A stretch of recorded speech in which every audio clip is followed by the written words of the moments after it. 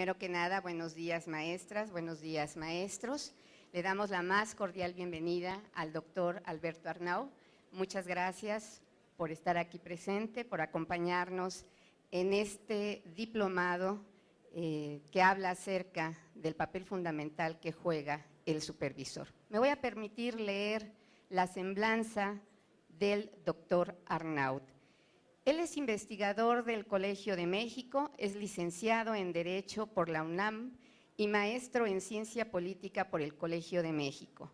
Ha trabajado en distintas épocas como profesor investigador en otras instituciones como es la UNAM, Flaxo y el CIDE.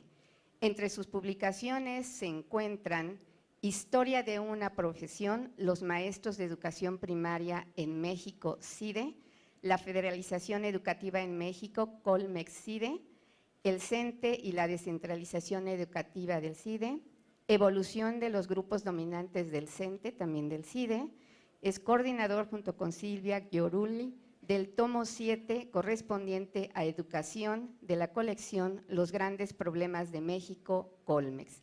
Sin más preámbulo, yo le cedería la palabra al doctor Alberto Arnau. Muchas gracias y bienvenido.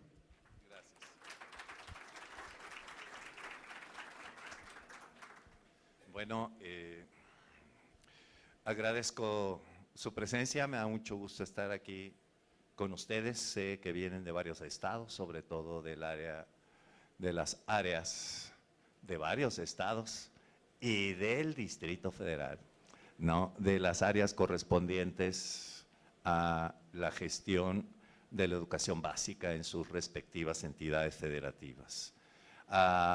Quiero agradecer también la invitación a quienes hicieron posible este encuentro, a la maestra Alba Martínez, al maestro Francisco Deciano, a la maestra Rosalía, a la maestra Alejandra y todos los que o las que resulten responsables de que esté ahorita tratando de empezar a exponerles una ponencia. Antes de empezar, quisiera disculparme por 3 razones. Una, porque les contaré una historia referida principalmente a la supervisión de la educación primaria. 2, porque me referiré principalmente a la supervisión de las escuelas primarias regulares, por lo que pido disculpas a las supervisoras y supervisores de preescolar, de secundaria, de otras modalidades de la supervisión que yo llamo modalidades diferenciadas o modalidades transversales como educación física, educación especial, etcétera, etcétera. Pero finalmente, me gustaría decir que estas restricciones en mi exposición obedecen solo al escaso tiempo del que dispongo para hablar con ustedes, pero la realidad es algo más triste. Conozco mucho mejor la supervisión de educación primaria que la supervisión de los otros niveles y modalidades educativas.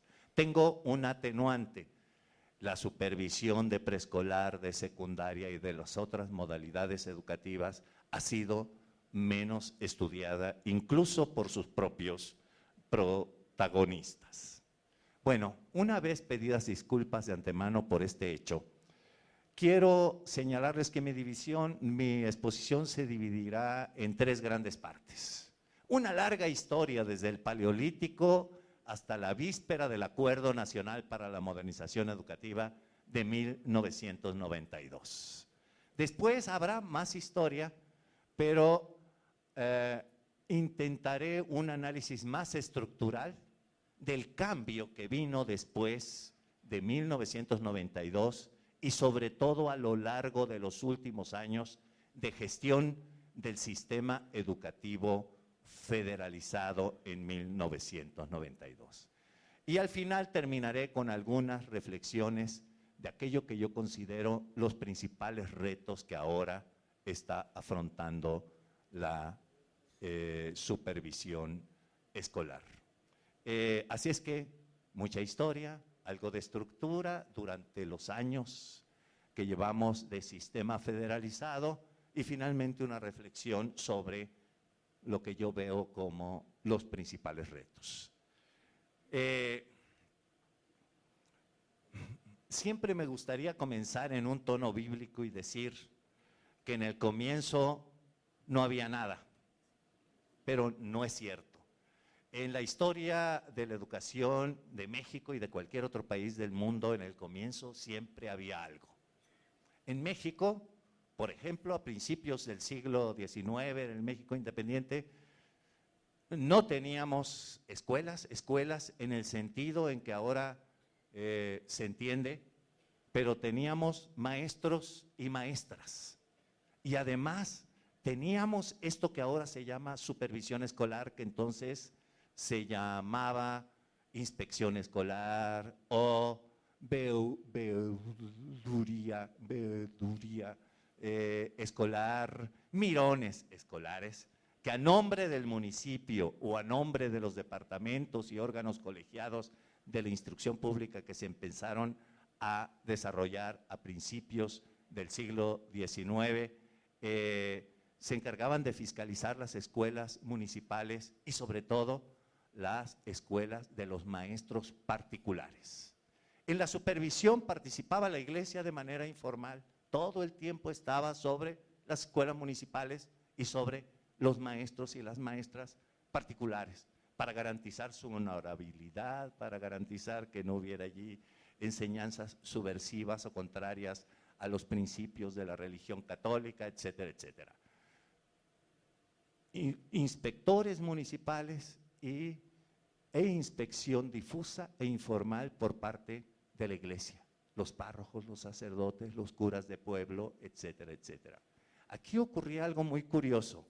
La iglesia participaba en la supervisión de las escuelas municipales, pero los inspectores municipales no participaban en la supervisión de las escuelas parroquiales, las que estaban en los conventos, las que estaban en los seminarios que había en distintos lugares del país.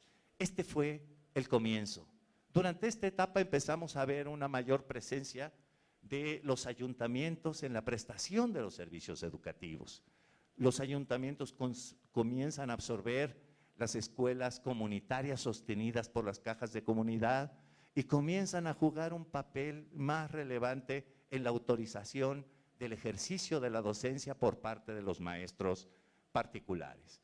La gestión del incipiente sistema escolar, si hubo alguna, no fue ni un departamento ni una dirección, aunque se mueve en la tumba don Valentín Gómez Farías, sino en estricto sentido fue inspección escolar.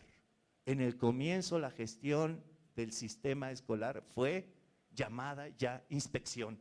Hubo más antes inspección que jefatura de departamento, que direcciones generales o que secretarías de educación pública que vendrían hasta el siglo XX.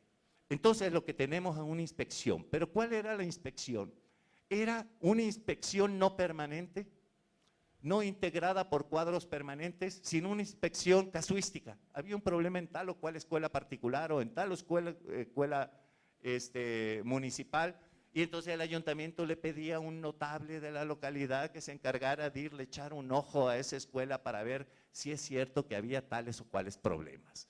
Ese fue el comienzo. Las cosas comenzaron a cambiar a partir de la reforma, a partir de la Constitución de 1857 y sobre todo a partir de la República restaurada. Para empezar, la iglesia es expulsada de la gestión del sistema escolar público. A partir de la absoluta separación entre los asuntos del Estado y el meramente eclesiástico, en la gestión del sistema escolar oficial ya no tendrá más participación directa la escuela. Pero también la iglesia es expulsada de los contenidos curriculares de la enseñanza primaria. Ya no habrá catecismos, ya no habrá materiales didácticos con un fuerte contenido, por supuesto ya no habrá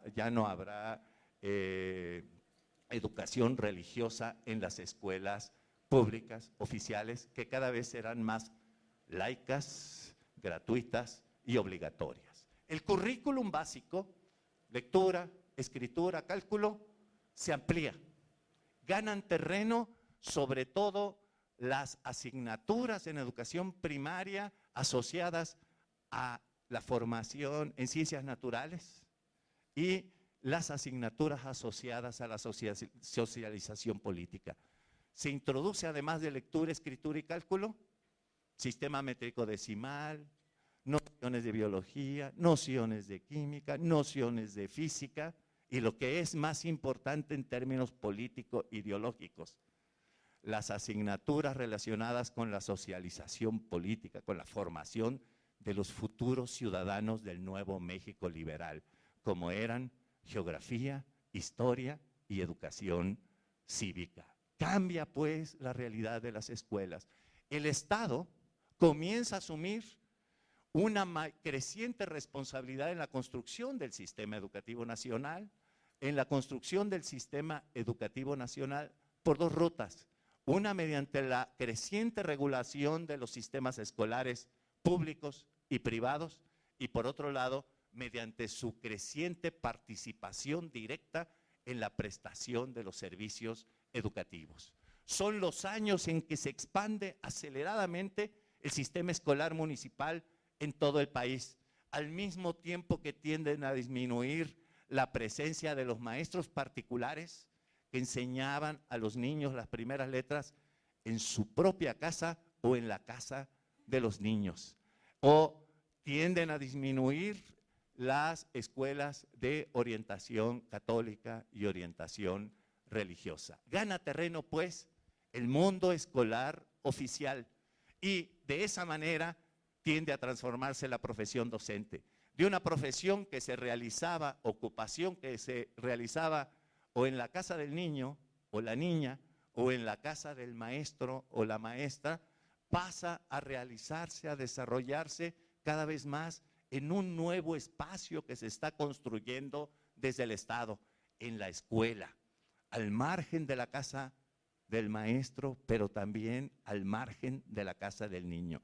Este es un cambio muy importante. La retribución por los servicios docentes, que antes era directa por parte de los padres, a cada uno de los maestros y maestras comienza a transformarse en una retribución mediante el pago de un salario. La dependencia de los maestros, prácticamente una dependencia de sus respectivos clientes, los padres que pagaban por educar a sus hijos, de repente comienza a transformarse en una dependencia administrativa. La mayoría de los maestros comienzan a depender de los ayuntamientos, después de los gobiernos de los estados y finalmente del gobierno federal. La supervisión escolar tiende a transformarse.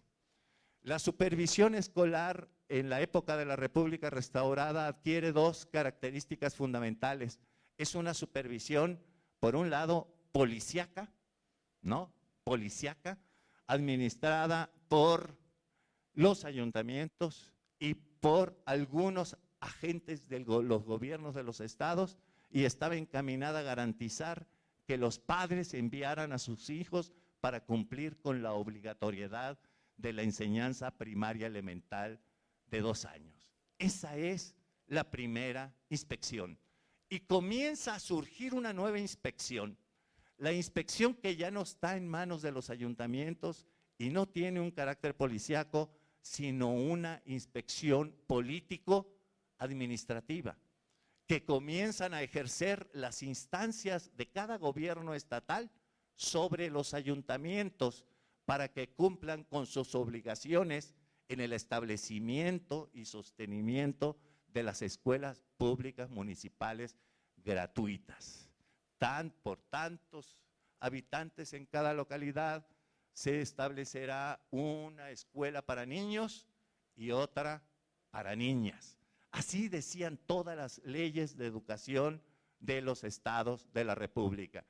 Nacen pues un nuevo tipo de supervisión. Ya no esta supervisión de los notables, de los sacerdotes, no remunerada y no con figuras permanentes, sino una supervisión más estructurada, pero con una orientación policíaca para garantizar la obligatoriedad de la educación y por otro lado con una orientación político-administrativa para garantizar que los ayuntamientos cumpliesen con sus responsabilidades en el establecimiento de las escuelas. Luego vienen otros cambios a finales del siglo XIX y allí ya nos vamos a acercar a lo que ahora es la supervisión escolar. Casi todos los cambios en la supervisión escolar están asociados al papel del Estado en la instrucción pública o a la reconfiguración del papel del Estado en la educación pública. O están asociados a cambios importantes en el país y a reformas político-administrativas y reformas educativas en el ámbito del sistema educativo en formación. Cambios en el país, cambios en la estructura administrativa y cambios en la orientación educativa del sistema educativo nacional en formación en aquellos años. Pues a partir de la década de los 90, sobre todo, del siglo XIX, surgen 4 procesos íntimamente relacionados entre sí y que tendrán un impacto muy fuerte en la reconfiguración de esa primera supervisión escolar policíaca y político-administrativa. Uno de los cambios es la centralización del sistema escolar municipal en manos de los gobiernos, del gobierno del estado en cada estado y del gobierno federal en el ámbito del Distrito Federal y los territorios federales. Centralización.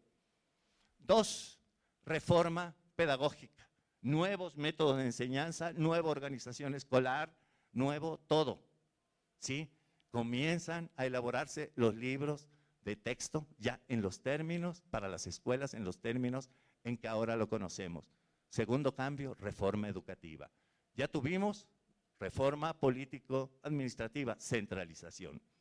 Reforma educativa, modificación de los métodos pedagógicos y didácticos y redefinición de planes y programas de estudio. Tercer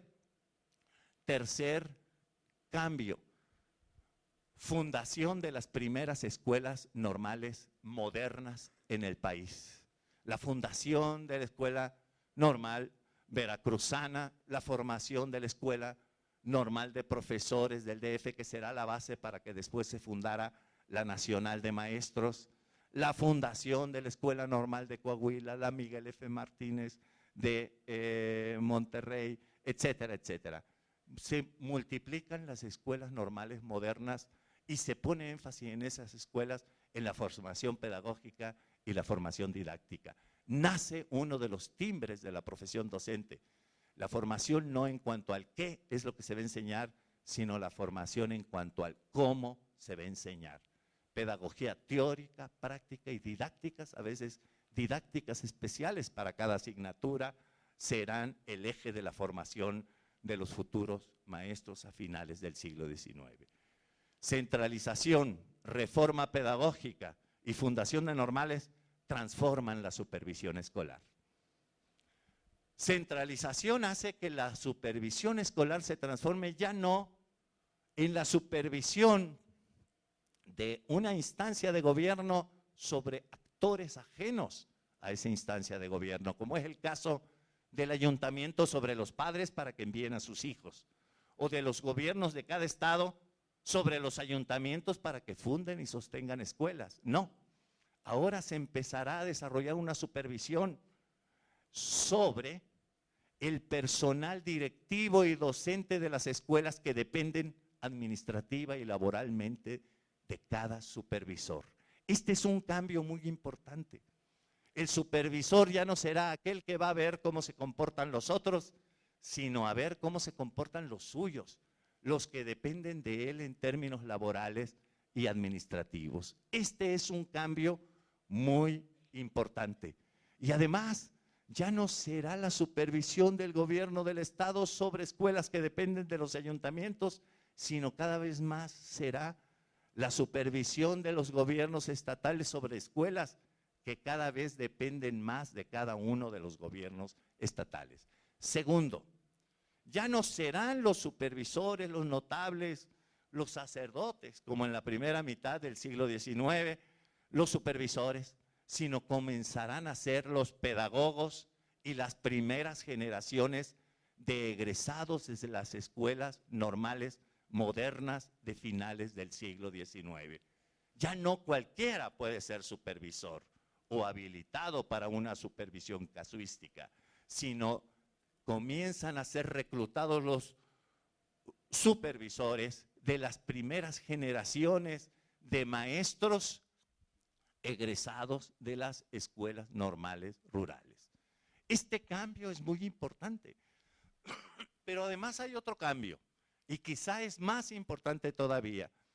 Se redefine el aspecto administrativo de la supervisión porque ya no es la vigilancia sobre los padres de tipo policíaca, ni la vigilancia político-administrativa sobre los ayuntamientos, sino que ahora es la vigilancia administrativa para el cumplimiento de las normas por parte de los directores y maestros que dependen de cada supervisor.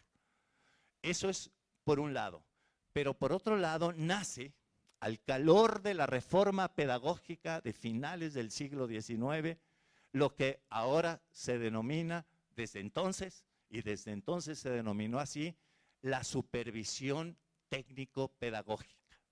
Este es un cambio muy importante porque no había aparecido en escena a lo largo del siglo XIX.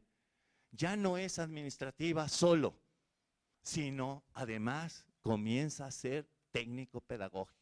A finales del siglo XIX y principios del XX comienzan a difundirse en el Distrito Federal y en todos los estados lo que se llaman las conferencias pedagógicas o las academias, que son reuniones mensuales que cada supervisor de zona tiene con sus directores y maestros para discutir, para presentar proyectos, métodos de enseñanza, experiencias, intercambiar visiones sobre los temas relacionados con la enseñanza y con el ejercicio de su profesión en cada una de las escuelas del país. Este es un cambio muy importante porque tiende a desaparecer la supervisión político-administrativa de la época de la República Restaurada.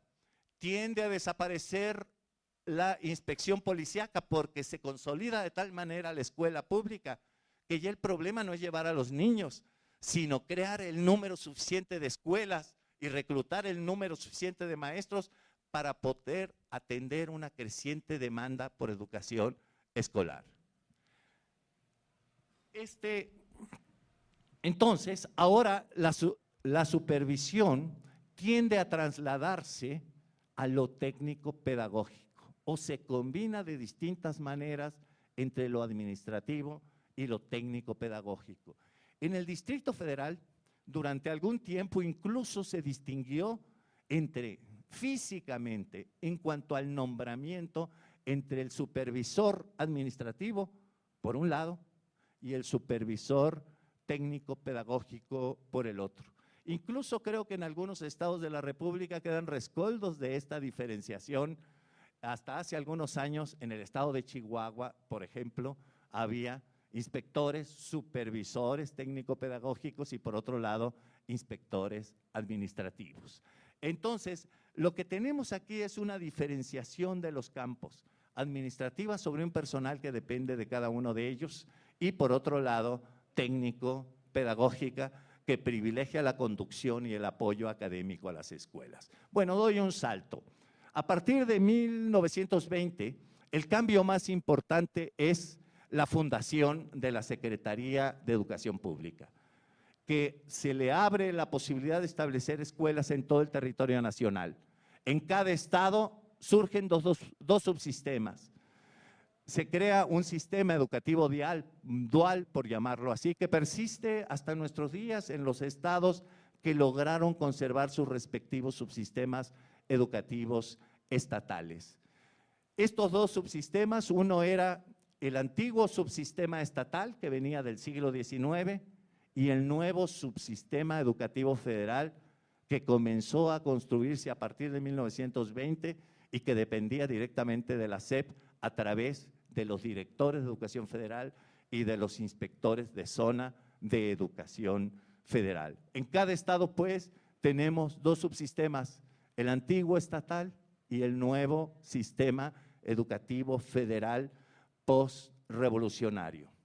Estos dos subsistemas, además, se acentúa la diferencia porque comienza a configurarse también dos subsistemas de formación de maestros. Los maestros que se forman en la antigua, ahora beneméritas y más que centenarias escuelas normales de cada estado, y los maestros que se comienzan a formar en las escuelas normales rurales federales que se crearon en las dos primeras décadas postrevolucionarias. Además, el gobierno federal funda entonces otras agencias como las misiones culturales que andan por todas las regiones del país. Este es un cambio muy importante porque ya no será solo la supervisión municipal, la supervisión de los gobiernos estatales sobre las escuelas municipales. Ya no será solo la supervisión de los gobiernos estatales sobre sus propias escuelas estatales. Ahora será la supervisión del gobierno federal a través de los directores de educación federal en cada estado y de los supervisores de zona federales en cada uno de los estados de la República. Este es un cambio muy importante. Pero además, en lo que se refiere al ámbito federal, hay una resignificación de la supervisión escolar. Ya no es solo la supervisión administrativa y técnico-pedagógica.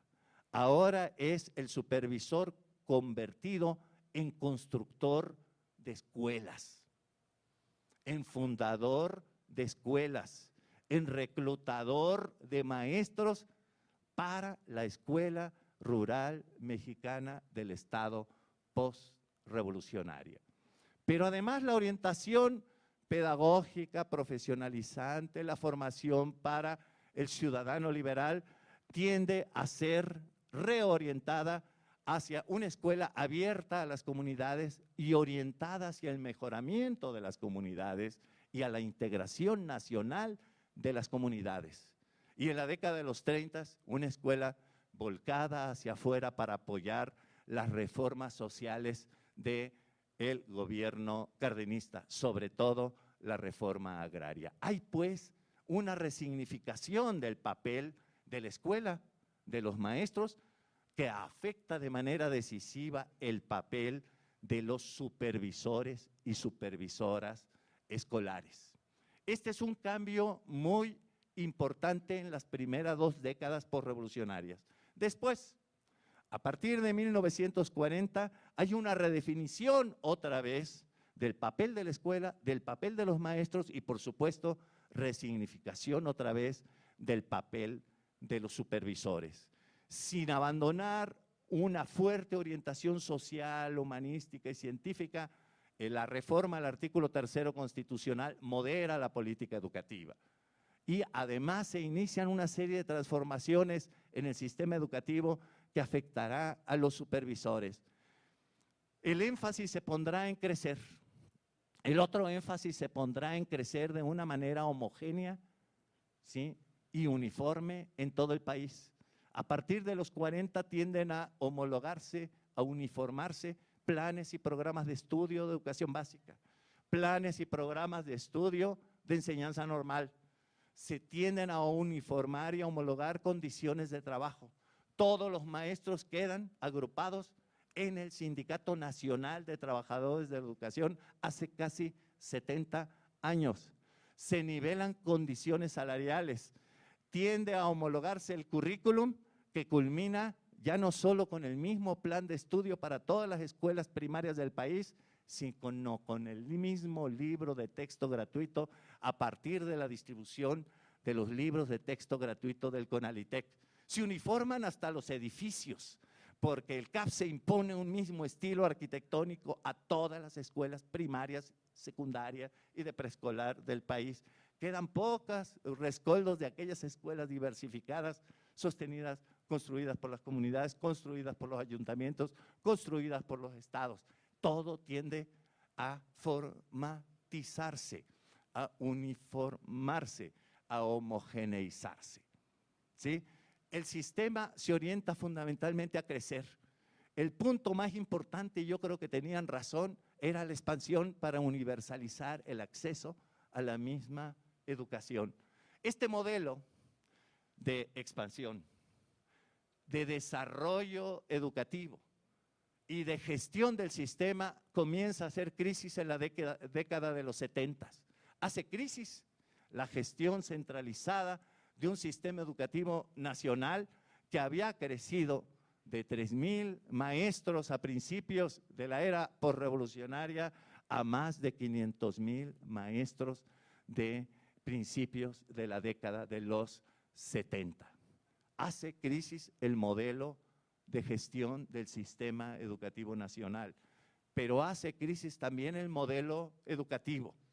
Todavía dentro de una impronta, de una política orientada fundamentalmente a crecer, a universalizar y a incorporar a todos los niños en edad escolar al sistema escolar, comienzan a reconocer desde el poder, desde la SEP, desde el centro, que la escuela tenía muchas dificultades para llegar a las zonas marginales y aisladas de la sociedad. Y comienzan a pensar en que con estos grupos sociales no había que intentar infructuosamente incorporarlos a la misma escuela que para el resto del país. Y empiezan a cambiar la lógica de construcción, de desarrollo curricular y de organización escolar. Y es cuando por primera vez comenzamos a ver que en lugar de intentar adaptar a los niños pobres, indígenas, marginados, aislados, con capacidades diferentes, a la misma escuela, comienzan a construir escuelas diversificadas y diferenciadas en los márgenes del sistema escolar para los márgenes de la sociedad. Es cuando encontramos los primeros desarrollos importantes en educación indígena bilingüe, en educación especial para los niños con capacidades diferentes.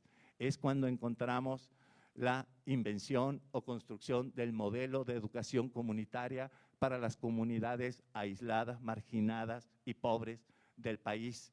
Es cuando encontramos que se expande aceleradamente el modelo de telesecundaria. Y así podríamos señalar, es cuando también vive uno de sus mejores momentos el modelo de educación para adultos. Se funda el INE, ¿sí?, para atender a la población con rezago educativo. Hay pues, en este momento es que se inician otra vez dos reformas. La reforma político-administrativa con las primeras desconcentraciones del 73 y del 78, desconcentraciones del sistema educativo federal. Y por otro lado, es la primera vez en que se hacen pequeños pero importantes boquetes al currículum nacional. Es cuando ganan terreno estas modalidades educativas diferenciadas para la educación básica, así sea para atender en los márgenes del sistema y a veces al margen del sistema regular a los grupos marginados de la sociedad por distintas razones. A partir de la década de los 70, estos retos, el agotamiento del modelo de gestión y del modelo educativo plantean la necesidad de una serie de reformas que culminan en la década de los 90 del siglo XX con la federalización educativa, la firma del Acuerdo Nacional para la Modernización Educativa. ¿En qué consistió este acuerdo? Este acuerdo consistió fundamentalmente en dos grandes reformas, una político-administrativa que consistió en federalizar o transferir a los estados todas las escuelas de educación básica y normal que hasta entonces habían dependido del gobierno federal. Este fue el cambio político-administrativo. Cambio político-administrativo que fue ratificado después por una nueva Ley General de Educación que redistribuyó las competencias de cada uno de los órdenes de gobierno en la gestión del sistema educativo nacional. El otro cambio fue un cambio educativo. Reforma curricular, renovación y actualización de libros de texto y una gran diversidad de programas educativos nacionales y estatales estratégicos. Llegaron a ser tantos programas educativos nacionales estratégicos que después de ver que son tantos, uno tiene severas dudas, ¿sí?, en cuanto a su carácter estratégico. Porque si hay más de 100 programas estratégicos, dudo que alguno de ellos lo sea realmente. Entonces, lo que tenemos pues es un doble cambio. Un cambio político-administrativo, la federalización, y un cambio educativo, la reforma curricular, adecuación de libros de texto y otros cambios que se promovieron a través de diversos programas específicos. ¿Qué ocurrió aquí? En el ámbito de los estados, para recibir la nueva responsabilidad y más allá de recibir la nueva responsabilidad, se hicieron una serie de reformas en las estructuras de las dependencias que se encargaban de la gestión de la educación básica y normal.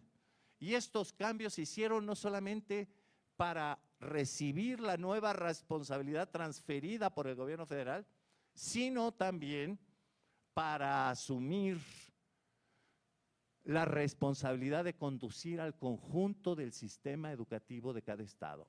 Me explico. No solamente se reformaron las estructuras administrativas para recibir a los federales, sino para reasumir la conducción y la gestión del conjunto de sus respectivos sistemas educativos estatales, desde educación inicial hasta educación superior. Este fue un cambio muy importante.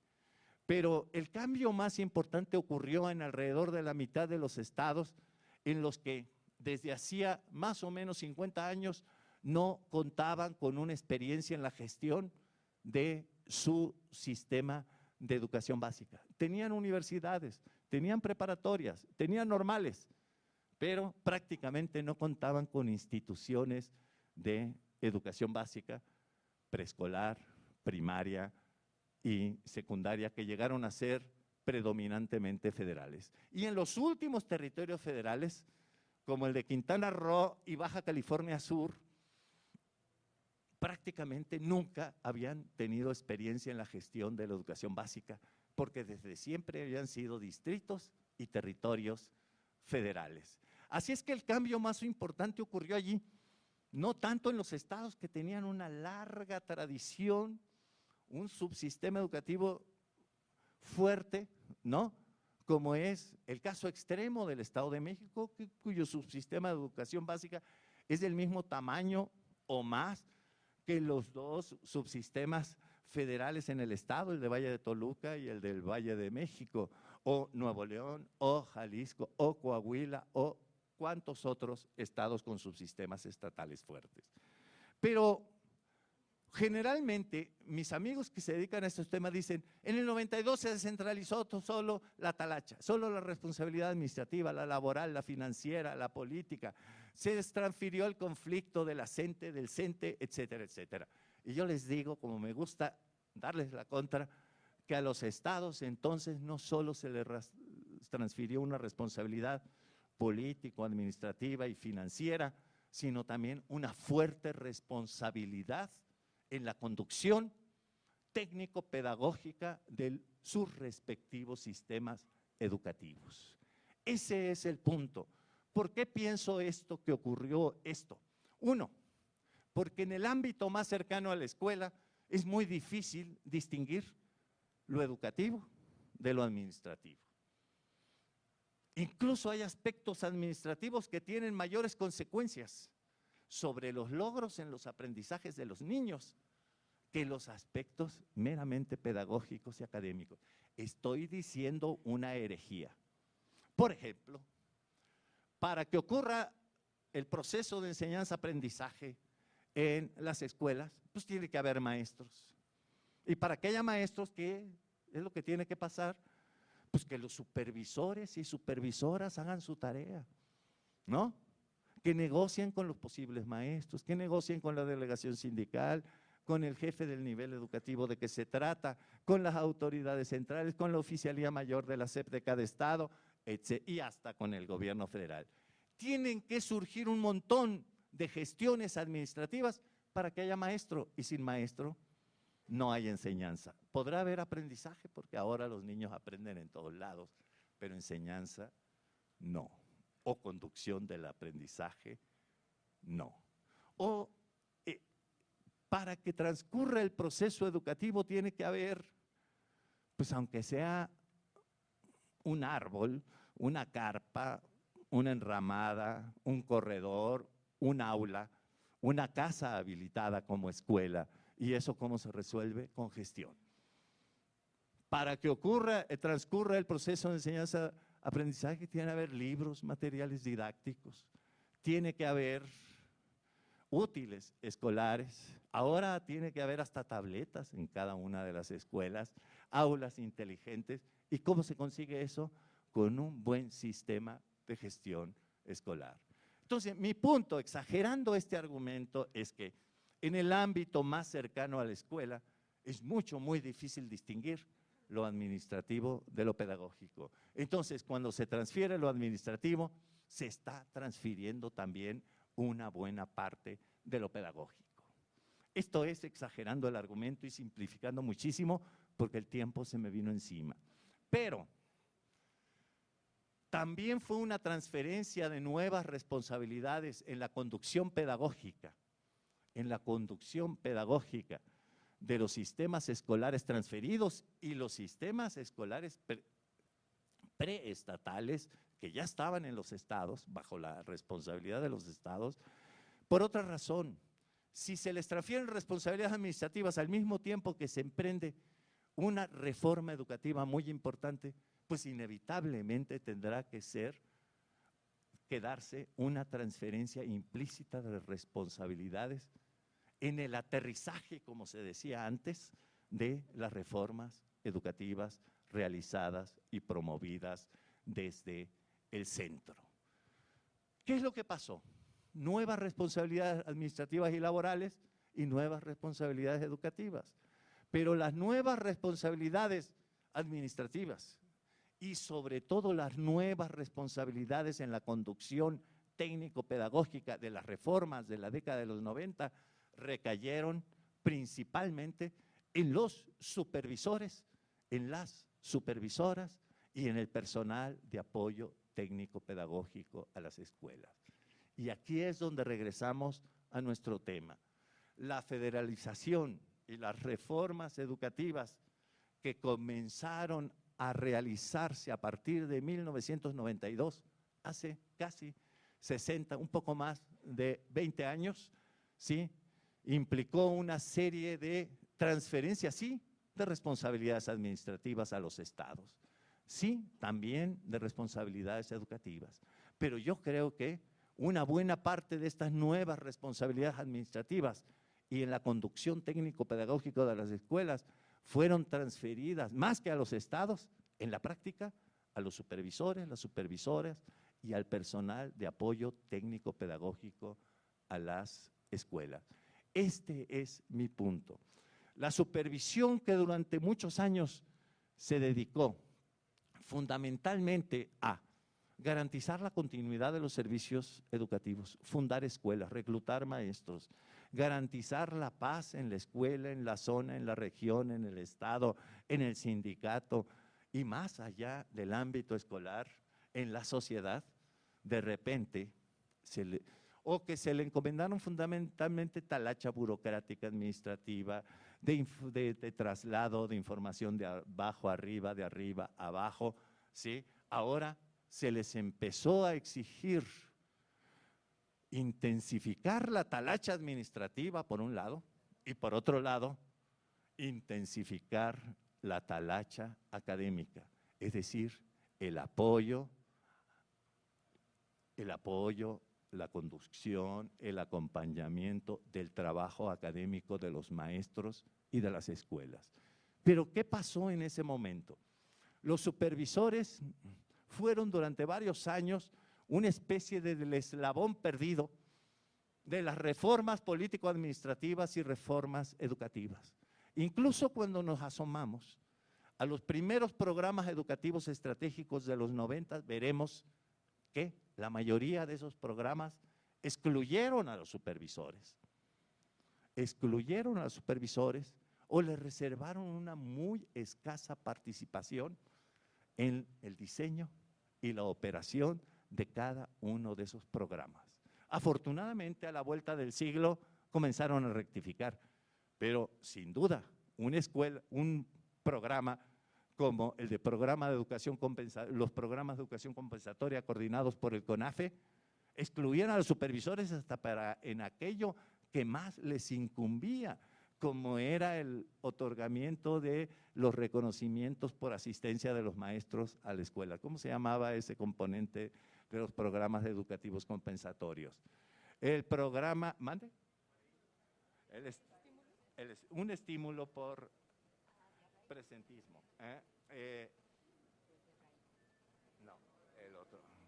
Los excluían del AGE, los excluían de los programas de capacitación de directores y maestros, y después, afortunadamente, los excluyeron, ¿no? El PRONAP, ¿sí?, como nos cuenta la maestra Alba Martínez, nació al margen de la supervisión escolar. Los centros de maestros se crearon al margen de la supervisión escolar o con una escasa participación. Afortunadamente se rectificó y a principios del nuevo siglo comenzó la búsqueda del reencuentro entre el PRONAP y la supervisión escolar. Y yo creo que ocurrió principalmente a partir del momento en que se modificaron las reglas de operación para definir los programas o planes rectores, ¿cómo se llaman? Me sé las iniciales, programas rectores estatales de formación continua. En ese momento ya se buscó articular centros de maestros PRONAP con instancias de supervisión. La mayoría de los programas innovadores, incluso el PEC en el nuevo siglo. El PEC en el nuevo siglo buscó llegar a las escuelas al margen de los supervisores. Y a los supervisores ni siquiera los consideraba como población objeto. Y ahora, desde hace algunos años, el PEC viene apapachando y ha incorporado a los supervisores no solo como población objeto, sino como coadyuvantes en la gestión del PEC en cada una de las regiones y zonas escolares del país. Allí ha habido un cambio muy significativo.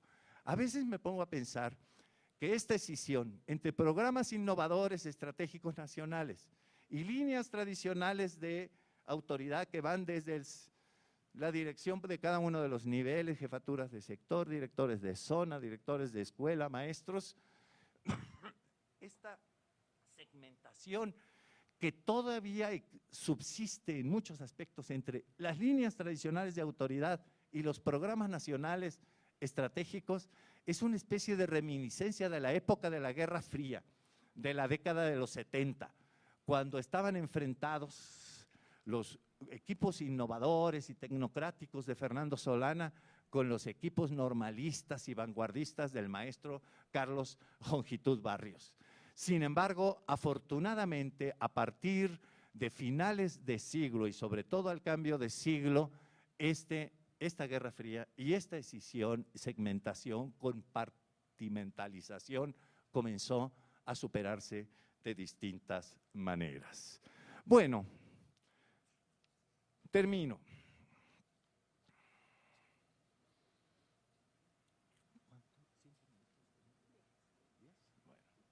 Termino.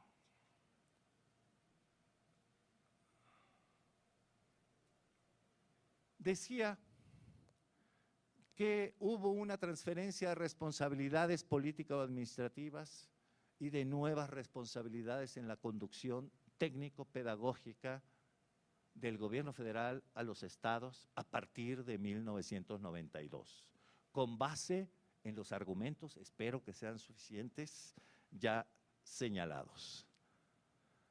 Sin embargo, estas nuevas responsabilidades en los dos campos, en lo administrativo y en lo académico, fueron transferidas a los estados y principalmente a los supervisores y apoyos académicos, técnico-pedagógicos, ¿sí?, sin acompañarlos con un mayor apoyo en recursos humanos, materiales, edilicios para el desempeño de la función supervisora. Me explico. mayores responsabilidades administrativas y académicas, pero sin mayor apoyo para la consolidación material, humana e incluso financiera de las supervisoras y supervisores escolares. Esto crea un problema muy fuerte. Además, a las supervisoras y supervisores que durante décadas se les había pedido desempeñar un papel fundamentalmente administrativo y político, ¿sí? De la noche a la mañana se les pide también desempeñar un papel esencialmente académico o técnico pedagógico. Esto crea una doble fisura, una fisura entre las nuevas responsabilidades y los escasos recursos para desempeñarlas. Y por otro lado, una fisura entre las antiguas capacidades que se privilegiaron en el desempeño de la función y las nuevas capacidades que ahora se requieren para el desempeño de una función académica potenciada por las reformas educativas de la década de los 90 y del nuevo siglo. Estas son dos de las fuentes de tensión que se están viviendo en el ámbito de la supervisión escolar. Y luego, para rematar, a partir de la década de los 70, cuando comenzaron estos desarrollos curriculares innovadores, cuando se designa un delegado en cada estado, como los delegados de cada estado generalmente no eran del estado, y muchos de ellos ni siquiera tenían una experiencia previa en la gestión de la educación básica, pues comenzaron a requerirse cuadros técnico-pedagógicos. Cuadros técnicos pedagógicos no solamente para poner en marcha los nuevos programas estratégicos, aquellos que se desarrollaron y muy interesantes, algunos de manera experimental bajo el paraguas del programa de educación para todos en la primera administración de Fernando Solana, pero nuevos equipos técnicos pedagógicos también para permitir a estos agentes extraños que eran los delegados comunicarse con las escuelas, con los maestros, con los supervisores, con los líderes sindicales de cada una de las entidades federativas. A partir de la federalización y de la puesta en marcha de esta gran diversidad de programas estratégicos nacionales, ya los ATPs ya no solo son importantes para el desempeño de la función supervisora, sino también para coordinar, poner en marcha, difundir y aterrizar hacia las zonas y a las escuelas cada uno de estos programas estratégicos nacionales. Pero los ATPs estaban peor que los supervisores y las supervisoras, porque hasta ahora todavía se encuentran en el limbo laboral y profesional. ¿Sí? Afortunadamente, una de las cosas más atractivas del nuevo servicio profesional docente que se está construyendo es que finalmente los ATPs saldrán, o parece que saldrán, del limbo laboral y profesional en que se encuentran, a pesar de que desempeñan una función esencial en la gestión y sobre todo en la gestión de la innovación educativa. Problemas.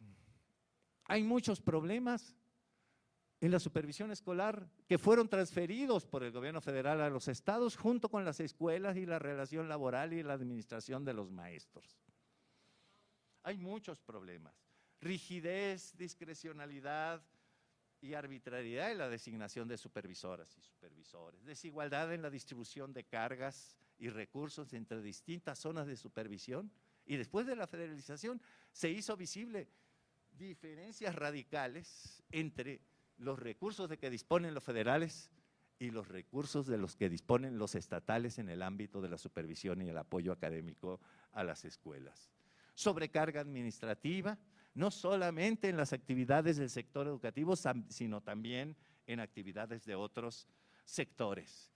Cuando yo veo la normatividad que está vigente desde 1987 para la supervisión y veo tantas tareas, atribuciones, responsabilidades, obligaciones, etcétera, etcétera, quedo realmente exhausto. quedo angustiado. Yo no me alcanzo a imaginar cómo hay alguien que pueda tener tantas responsabilidades como las que están anotadas en los manuales de organización de los directores y supervisores escolares. A menos, y pienso, ¿habrá alguien que pueda realizar y desempeñar todas estas actividades y todas estas tareas? ¿Sí? Y a veces pienso que a lo mejor eso de supervisor, viene de Superman o de Superwoman, ¿no? Porque hay que ser un superhombre o una supermujer para poder desempeñar tantas responsabilidades. Estas son los problemas de la supervisión transferidos por el gobierno federal a los estados junto con sus escuelas y sus maestros. Pero hay nuevos problemas que surgieron después de la federalización. Las nuevas exigencias y demandas que ya hemos señalado para los supervisores, las supervisores y el personal de apoyo técnico pedagógico. Nuevas exigencias y demandas generalmente dentro de una estructura y ambiente administrativo desarticulado, segmentado, compartimentalizado. Por otro lado, bueno, voy a sintetizar. Hay otros retos que también han tenido que asumir los maestros, pero también los supervisores. Un cambio en los énfasis y en los enfoques de la política y de los programas educativos. Pasamos a lo largo de la década de los 80 y sobre todo de los 90 del siglo pasado de una política educativa que privilegiaba la expansión, la absorción, la universalización de la educación básica, hacia una política educativa que comenzó a privilegiar la calidad y la pertinencia. Pasamos también de una política educativa que privilegió la uniformidad, el mismo formato para todo el país, ¿sí? Que comenzó a abrirle cancha a la diversidad y el respeto a la diversidad. Por supuesto, es más fácil gestionar y supervisar la expansión, además, cuando sobraban recursos, ¿sí? Y supervisar lo uniforme que supervisar la calidad, la pertinencia, la diversidad y el respeto a la diversidad. Esto plantea nuevos retos a los supervisores y a las supervisoras. Y otros cambios, las TICs, el tránsito del privilegiamiento de la enseñanza hacia el aprendizaje, nuevas formas de gestión educativa que afectan a los maestros, a los directivos, pero también a los supervisores, como es nueva forma de gestión de las escuelas y de los sistemas educativos, en los que tienden a subir nuevas estrellas, nuevos dispositivos, nuevos recursos como son la evaluación, la transparencia, el trabajo colegiado, la participación social, la rendición de cuentas. Esto, por supuesto, que también plantea nuevos retos al papel de los supervisores en el sistema escolar. Otros retos forman parte de los cambios en la vida social, económica y cultural del país.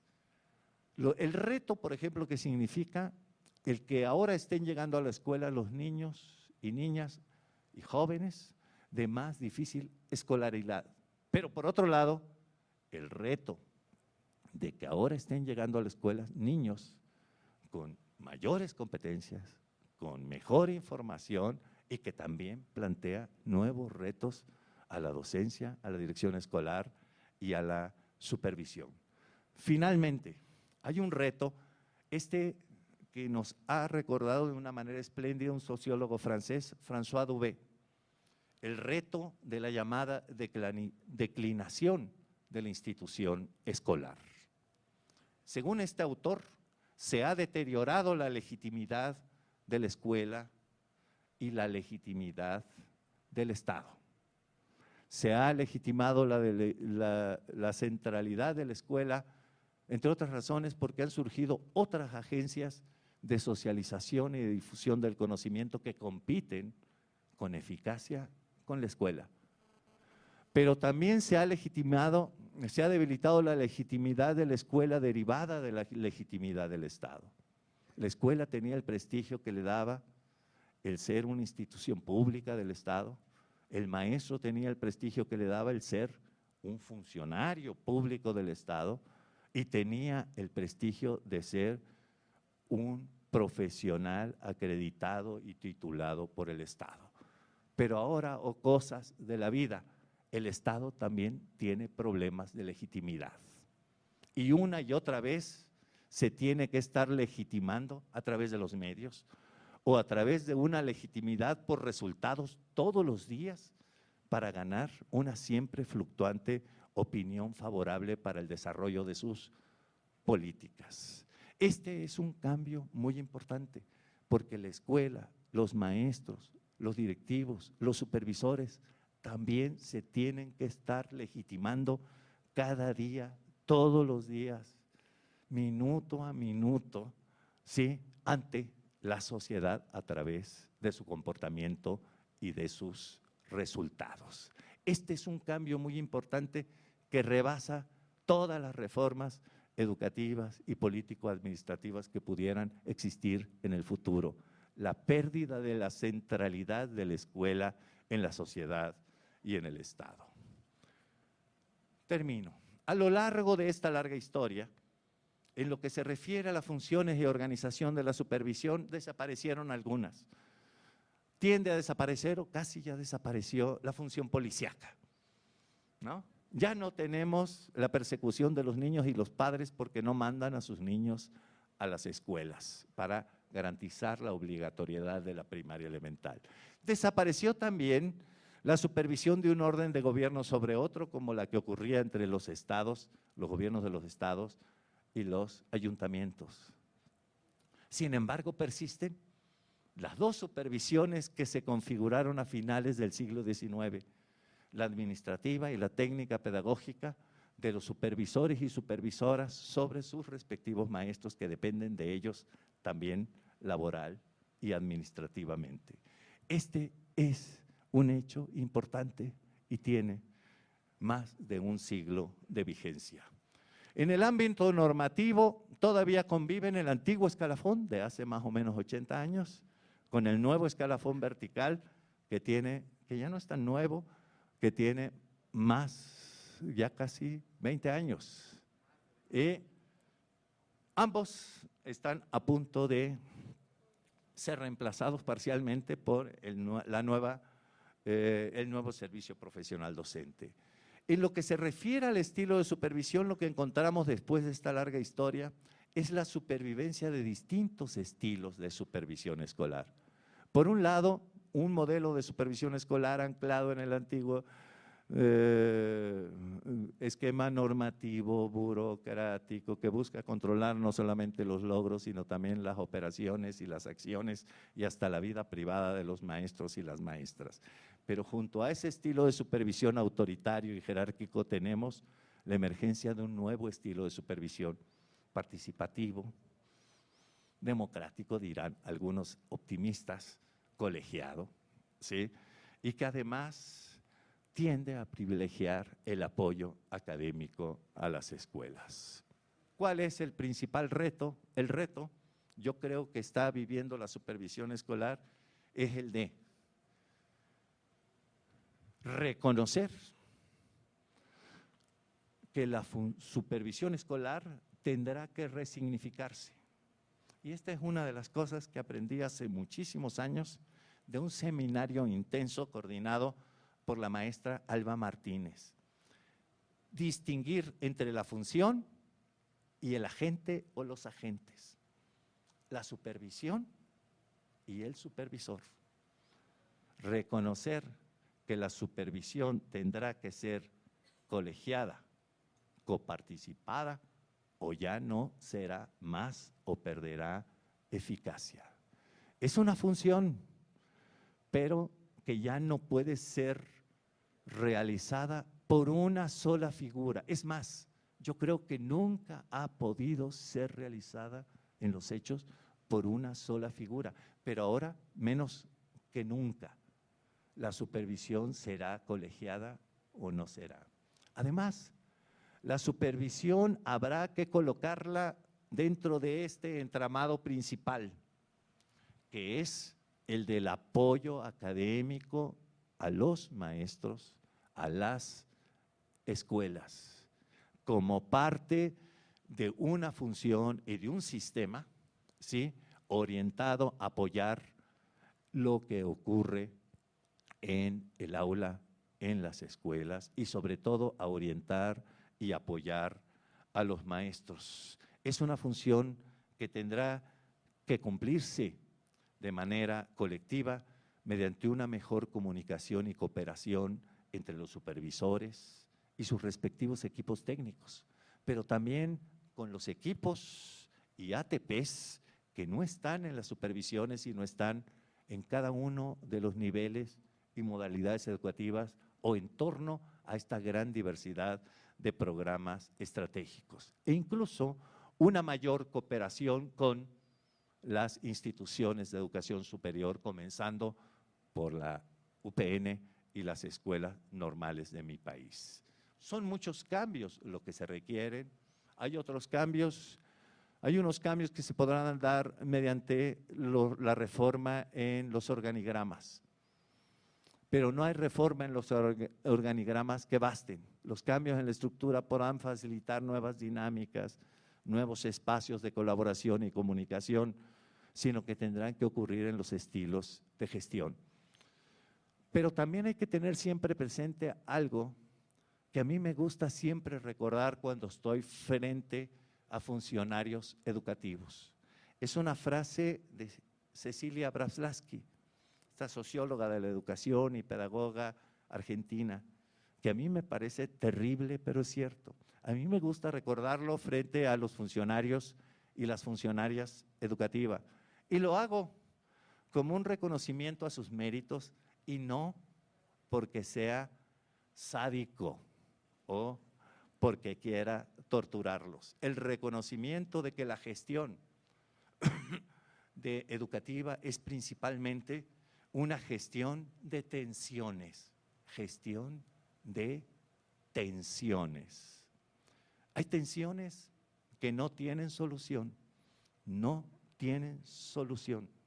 Al menos no tienen solución en el sentido en que comúnmente se piensa. Hay tensiones que allí han estado siempre, que allí permanecen y allí van a permanecer y no se van a poder suprimir, allí van a permanecer.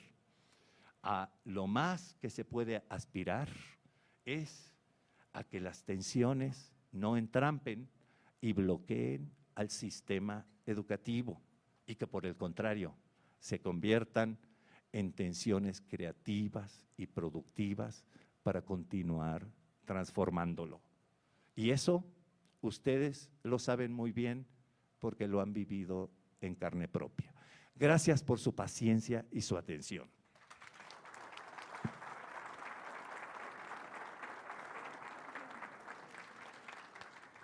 Bien, agradecemos las reflexiones que nos ha compartido el doctor Arnaut y le entregamos un reconocimiento por su participación. Les pido que antes de irnos al receso, aguarden unos minutos para que el maestro Abel nos explique la dinámica de los talleres.